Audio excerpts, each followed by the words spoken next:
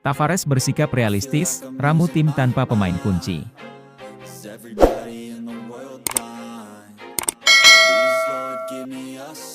Misi PSM Makassar keluar dari tren negatif kembali berlanjut di pekan ke-15 BRI Liga 1 2023 hingga 2024. Jelang menjajal Laskar Sapeh Kerap, pelatih kepala Juku Eja yakni Bernardo Tavares enggan sesumbar.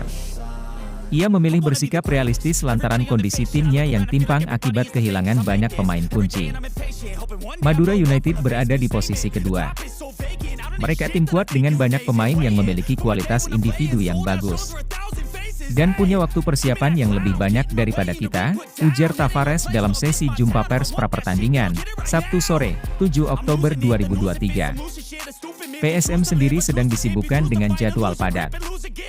Mereka bertanding sebanyak 3 kali dalam kurun waktu 11 hari. Meski didera kelelahan, Tavares melihat bermain di Parepare sebagai tuah yang harus dimaksimalkan.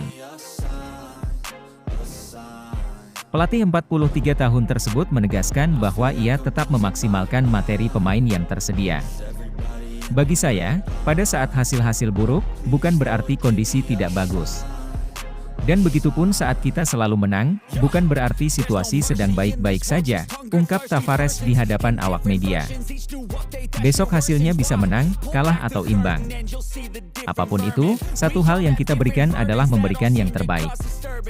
Sementara itu, bek tengah Yuran Fernandes termotivasi ingin memutus rekor buruk pasukan Ramang. Meski Madura United adalah tim kuat, ia akan berusaha sekuat tenaga demi mewujudkan misi tersebut. Kita harus tahu alasannya, bahwa tidak ada yang suka dengan hasil 4 pertandingan terakhir. Saya pikir motivasi kita adalah harus mengubah hal tersebut.